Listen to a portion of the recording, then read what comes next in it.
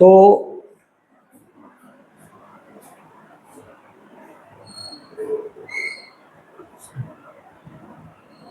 आज मैं आपको बच्चों वेक्टर प्रोडक्ट के बारे में बताऊंगा। इससे पहले मैंने आपको वेक्टर एडिशन और वेक्टर सब्ट्रैक्शन के बारे में बताया था। तो वेक्टर प्रोडक्ट में हम लोग सबसे पहले वेक्टर प्रोडक्ट दो टाइप के होते हैं। एक फर्स्ट है आपका डॉट प्रोडक्ट। तो डॉट प्रोडक्ट इसको हम लोग स्केलर प्रोडक्ट भी बोलते हैं, स्केलर प्रोडक्ट भी बोलते हैं, क्योंकि इसके ये करने के बाद जो रिजल्ट हमको मिलता है वो हमारा स्केलर रहता है, वो वेक्टर नहीं रहता, स्केलर फॉर्म में होता है, इसीलिए स्केलर प्रोडक्ट बोलते हैं।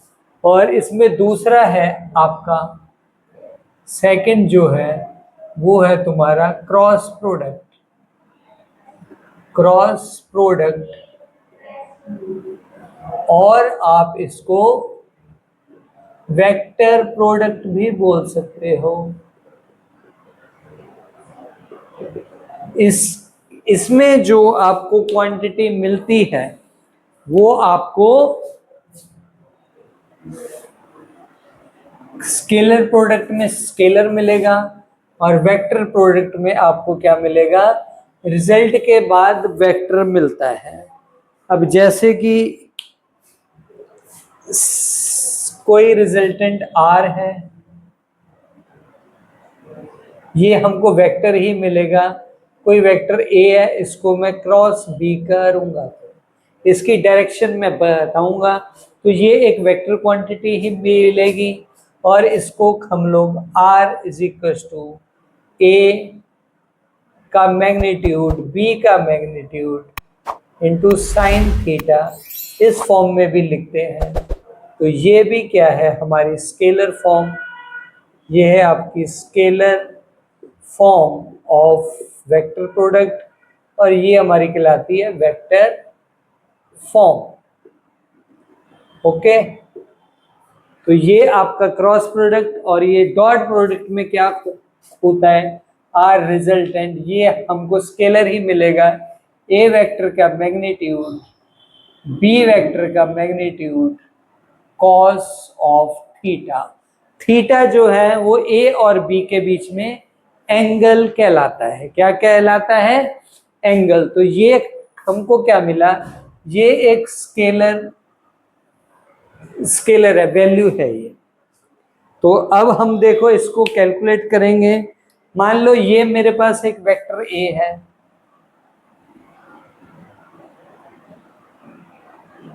और ये वेक्टर है मेरे पास बी।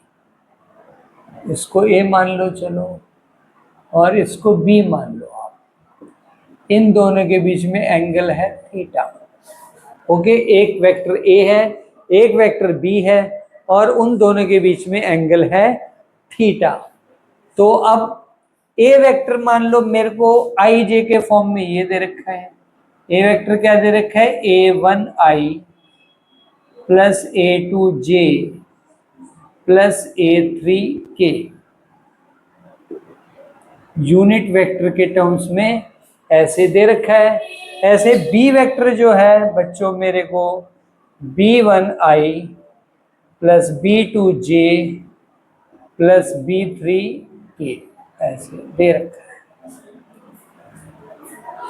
अब मेरे को ए डॉट बी निकालना है। डॉट प्रोडक्ट क्या रहेगा, जैसे क्रॉस प्रोडक्ट ये रहता है, dot product R equal to A dot B रहता है। हम इसको ऐसे डिनोट करते हैं, और इसको डॉट प्रोडक्ट को आगे और कैलकुलेट करते हैं, तो A B cos theta scalar form में ऐसे लिखते हैं। ये वेक्टर फॉर्म है, ये स्केलर फॉर्म है, आप ऐसे लिख सकते हो आगे। ये आपकी स्केलर फॉर्म, और ये वेक्टर प्रोडक्ट की हो गई वेक्टर फॉर्म, क्योंकि दोनों ही वेक्टर में हमने डिनोट किया है। अब ये ए और बी का मेरे को ये आपको आई जे के ऑर्थोगोनल वेक्टर्स के फॉर्म में, यूनिट वेक्टर्स के फॉर्म में हमको दो वेक्टर्स दे रखे हैं, इनका डॉट प्रोडक्ट हम कैसे निकालेंगे? तो बहुत सिंपल है। देखो बच्चों, आर क्या खो जाएगा? आर हमारा खो जाएगा, इसको मैं यहां से ना करके यहां से स्टार्ट करेंगे। तो आर इज इक्वल टू, ऊपर वाला ही मैं फॉर्मूला यूज करता हूं, ए डॉट बी। तो मैं सिंपली ए को A1 I plus A2 J plus A3 K लिखेंगे, dot B1 I plus B2 J plus B3 K। अब सिंपल जैसे हम लोग मल्टीप्लिकेशन में डिस्ट्रीब्यूटिव प्रॉपर्टी लगाते हैं, वही वाली प्रॉपर्टी लगा के हम लोग डिस्ट्रीब्यूशन लॉ से मल्टीप्लिकेशन कर देंगे। तो R is equal to A1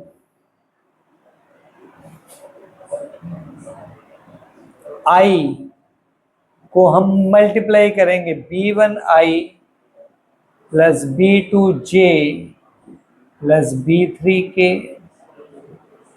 plus A2 J, इसका मल्टीप्लाई करेंगे B1 I plus B2 J plus B3 K, okay, plus A3 K, इसका हम करेंगे B1 I plus B2 J plus B3 K। तो ये हमने सबका मल्टीप्लाई कर दिया। अब इसको हम फिर कैलकुलेट कर लेंगे। R is equal to, simple multiply कर दो A1 I dot I A1 B1 A1 B1 A1 B1 I dot I plus A1 B2 I dot J plus A1 B3 I dot K, okay, plus A2 J, तो A2 और B1 J dot I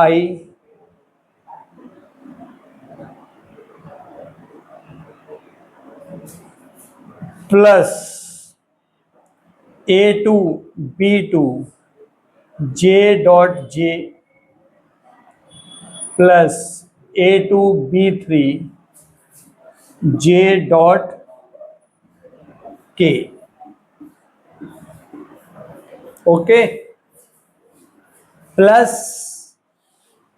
A3 B1 K dot I plus A3 B2 K dot J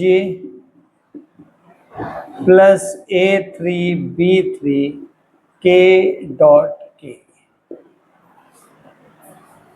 अब बच्चों देखो, इसमें एक चीज आपको ध्यान रखनी है कि आई जे के जो क्या है, ऑर्थोगोनल वेक्टर्स हैं हमारे भाई। आई जे के क्या है? आई जे के एक्स डायरेक्शन में यूनिट वेक्टर आई, वाई डायरेक्शन में यूनिट वेक्टर जे, और जेड डायरेक्शन में यूनिट वेक्टर के।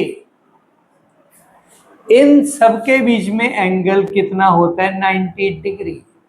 सबके बीच में एंगल 90 डिग्री। तो यानी कि तीनों एक दूसरे से 90 डिग्री पर हैं। एक वेक्टर ये है, एक वेक्टर ये है, और एक वेक्टर ये है। बच्चों देखो ऐसा रहता है।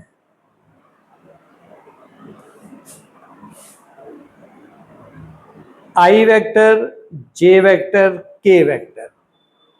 तो ये तीनों एक दूसरे से, ये 90 डिग्री, ये 90 डिग्री, ये भी 90 डिग्री, तो तीनों एक दूसरे से 90 डिग्रीज पे रहते हैं। तो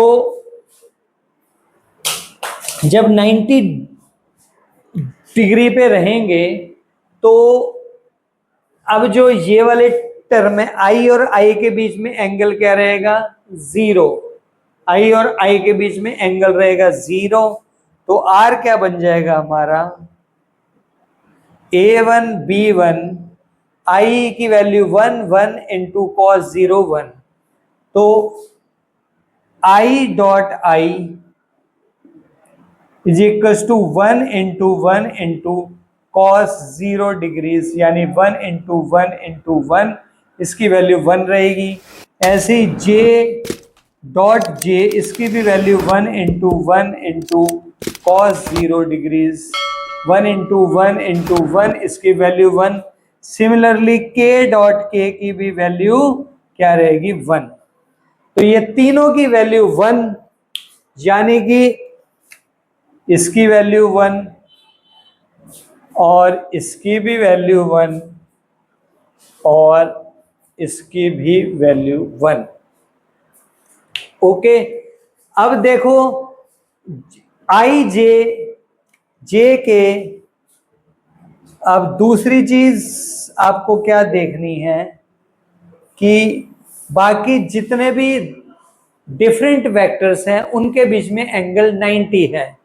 तो आई dot j is equal to j dot k is equal to k dot i, और इनकी वैल्यू क्या रहेगी, 1 इंटू कॉस 90 डिग्री। कॉस 90 की value 1 into 0 is equal to 0। इन सब की वैल्यू क्या खो जाएगी, 0। तो ये सब की वैल्यू खो गई 0। तो यानी ये जितने भी टर्म्स हैं, ये 0, ये 0, ये 0, ये 0, ये 0, ये 0, सारे 0 खो जाएंगे। खाली बचेंगे क्या, इनके साथ जो भी टर्म्स जोड़े हैं। तो R1 इक्वल टू ये बच जाएगा।